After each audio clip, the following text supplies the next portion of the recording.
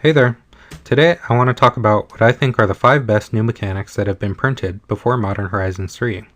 These are mechanics that I would like to see a lot more of, or mechanics that are simply powerful and useful in Commander. The last couple years have provided a lot of experimentation when it comes to mechanics and really everything. Some were great and some were, in my opinion, poorly implemented. Those will be featured in a future video, but today I want to talk about the hits. Let's take another look at them. One of my favorite new mechanics is Junk Tokens.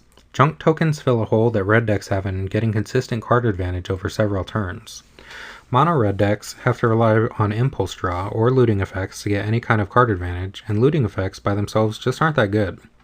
Without copying your spells, you're ending up card neutral, meaning you discard a card, spend mana, and cast a card to come out of it with 2 cards. You spent 2 cards to draw 2 new cards. That isn't going to get you ahead, it just gives you options. Impulse Draw is great for red. It allows you to see extra cards that actually provide you card advantage. Casting a Wren's Resolve will let you see 2 cards that you can cast for the cost of 1 card. That's effectively a divination if you're able to cast both spells before the next turn's end step. Impulse Draw like this is fantastic and makes the color be able to compete with card advantage. However, in my opinion, red is still the worst color for card advantage in Commander. Impulse Draw does have a problem. When you fill your deck with Impulse Draw, you'll often have to chain them together to keep the card advantage flowing. If you cast a Wren's Resolve as the last card in your hand, you get 2 cards to play. If one of them is another Impulse Draw spell, like Reckless Impulse, then you can cast it next turn to have access to extra cards for 2 more turns. And if the Reckless Impulse doesn't find you any means of card advantage, you brick and your card flow stemmed. Since those extra cards aren't drawn in your hand, you're reliant on more and more Impulse Draw to keep seeing extra cards to play. Embrace the Unknown is one of the best versions of this effect in my opinion, because it lets you start the Impulse Draw chain over and over and when you're ready. Since you can cast it from your graveyard with Retrace, you can wait until you're running draw-in cards again to decide to cast it. Junk Tokens work in a similar way. You can accumulate Junk Tokens at your leisure and save them up for a rainy day. They can sit on the board and wait for you to need them. Then, when you're ready, you can sacrifice them one at a time to see a new card each. If you need to see 3 random Impulse Draws for that turn, you can stop there and save the rest. It gives you a lot more control over when and how many cards you see, and it gives you access to cards later on, instead of in short bursts and all at once. Every color in Magic has had a glow up when it comes to card advantage. Green got way better and more consistent draw starting 10 or 15 years ago. White has had a renaissance when it comes to card draw over the past decade. Black and blue have always been great at drawing cards and didn't need the help. And red has certainly gotten better than it ever has before, with permanents that can Impulse Draw and spells that do too, but I think it's still lagging far behind the other colors when it comes to consistency. Have you ever tried to play a mono red control or Spellslinger deck? You need to lean hard on cantrips and Storm Off, or copy your looting effects consistently, or you need to pack the deck with card positive looting effects. All of those strategies can work, but are spotty when it comes to consistency, or leads to uninteresting and uninteractive play patterns like Storm. Red still could use the help, and getting more Junk Tokens could be just what it needs. I'd love to see plenty more Junk Tokens, maybe about as frequently as we see Clue Tokens, whether they keep them as Junk Tokens or rename them since they came from Universes Beyond. I think it's good for red, and red being able to compete on closer to even footing with the other colors is good for the game in general. The second new mechanic we should talk about is Spree. Most of the Spree cards from Thunder Junction are very playable cards in Commander. They provide players with a level of versatility that's hard to match for other mechanics. Playing a card that's a counterspell, a draw spell, and a creature or artifact copier whenever you need it makes it hard to pass up. It's useful in any situation and provides redundancy for other similar cards without taking away draw slots or removal. Final Showdown, being an instant speed wrath, creature protection, and a niche effect, means that you get all 3 options when you include it in your wrath slot. It's so good and versatile that it makes it hard to choose a less versatile card with a similar mana cost instead of it. Cards like these essentially reach instant staple status because of their power and flexibility. My opinion may differ from yours here, but I actually hope that they don't print many more Spree cards for a long time. If new Spree cards were printed every year, pretty soon a large number of them would be auto-includes in most decks, and that could really hurt the variety and health of the Commander format. They're sort of like MDFC cards, the lands, like Agadeem's Awakening. It makes sense to pack your decks with all the decent ones in your colors because there's such little opportunity cost. I don't think we really needed more, since there's hardly a reason not to include them in all your decks, and they're instant staples. The spree cards are a welcome addition to my decks, and I'm glad the ones we have are there. They provide a lot to the decks you put them in, and have fun interactions with the imprint artifacts like Isochron Scepter, but I hope these are the only ones we get for several years.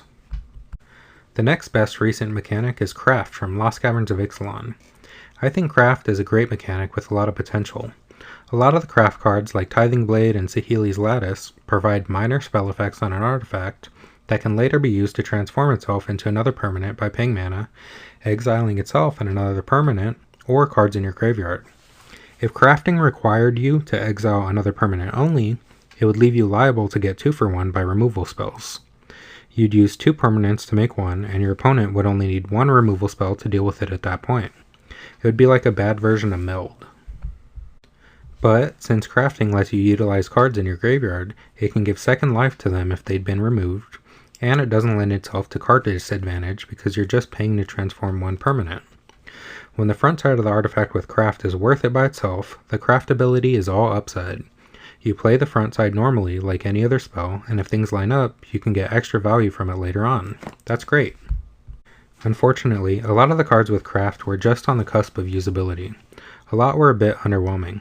I think the front sides were mostly pretty good, but a lot of the back sides were pretty questionable and not always worth the time or resources to transform them. Tithing Blade and Saheeli's Lattice are both playable cards stapled on an artifact and a craft effect. Unstable Glyph Bridge is actually a pretty good card. A Wrath on an artifact is a welcome effect for artifacts decks, and the creature on the backside isn't as useless as a lot of the other craft backsides. Most of the other cards are pretty niche, good in a few decks and not great in others. Kaslam Stone Tree, Idol of the Deep King, Orrich Stalactite, and a couple others are playable in certain situations, but nothing too exciting. I'd love to see them revisit the craft mechanic in the next few years and see them try again to get the balance right. I think it's difficult to balance so many moving parts on cards with fronts and backs, and with other cards. I think they leaned a little too safe for limited purposes, and I'd like to see some new versions, maybe with more exciting payoffs on the backs. The next mechanic I want to talk about is Rad Counters. Rad Counters are one of the most imaginative new mechanics from the past couple years. It's mill plus damage, but also so much more. Rad Counters are situationally useful and detrimental in different ways.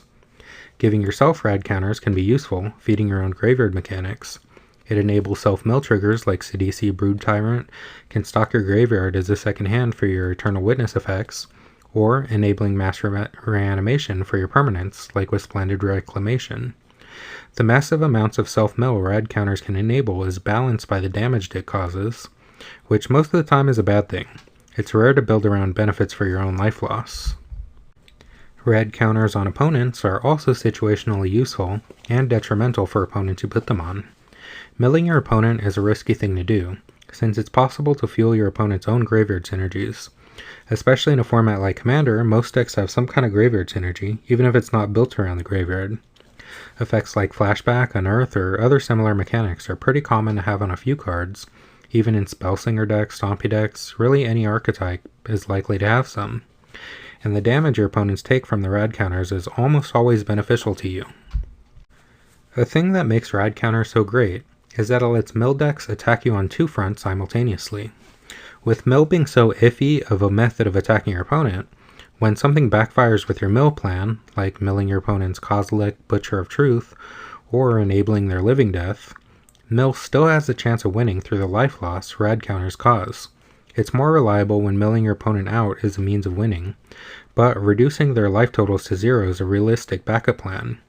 Rad Counter life loss plus Bloodchief Ascension triggers is a brutal and likely method of taking opponents out of the game. I think there's a lot of room for experimentation with Rad Counters. I'd love to see them return to see how new cards can lean into the benefits of self-mill, or balancing out quick damage bursts with enabling opponents' graveyards. Rad Counters are probably even less likely to return in its current form than Junk Tokens, since both are Fallout exclusive mechanics at the moment. But even if they rebrand them as Power Stone Poisoning or Insanity Counters or something like that in Universe, it would be great to see them back. The last mechanic I want to praise is Plot from Thunder Junction. I think Plot is a great mechanic. It provides versatility, giving you two methods of casting a card with Plot. You can cast it for the normal cost, or put it on hold and cast it later for free.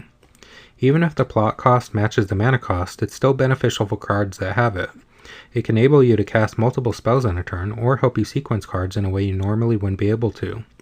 It enables cast from exile triggers, or can be a downside when your opponent has effects that punish you for casting from places other than your hand. That nuance is great for the game. Plot is also great as an enabler for card advantage on cards like Lila, Undefeated Slickshot, and Fibblethip, Lost on the Range. In Lila's case, it's a unique way of giving cards a kind of pseudo-rebound. Plot is a great skill-testing mechanic that can provide flexibility in how you cast spells. And I think there's plenty of interesting design space left for Plot. We can have something that gives plotted cards uncounterability, or copy spells that were plotted. In fact, Plot is similar to a mechanic I've thought would be nice to see also. My idea was having face-down cards that are exiled for 2 or 3 mana, kind of like Foretell or Plot, but can be cast for free if a certain trigger is met. Make it like Yu-Gi-Oh! Trap cards. When an opponent triggers a condition, you get to cast the spell for free. It could be a creature that can be cast for free when 2 or more creatures attack you to be a surprise blocker, or a spell that counters a spell or ability when your commander is targeted. I think there's lots of interesting design space there, even if it were a Plot variant. You could plot a card face up, and if the trigger is met, the plotted card can be cast for free. Either way, I'd like to see more Plot with the new variations they come up with. All of these mechanics were pretty big hits for me. I'm glad all 5 were printed. Some of these I think are great designs that I hope to see more of, like Junk Tokens or Plot, and some are fun and powerful mechanics that I hope don't get oversaturated too soon, like Spree. In cases like Spree, a little goes a long way. What do you all think of these mechanics? Are any of these actually stinkers? Are there other mechanics you like more that deserve a return? Let me know in the comments below. And if you enjoyed the video, give it a like and subscribe to the channel for more Magic content. Have a great rest of your day, and see you later.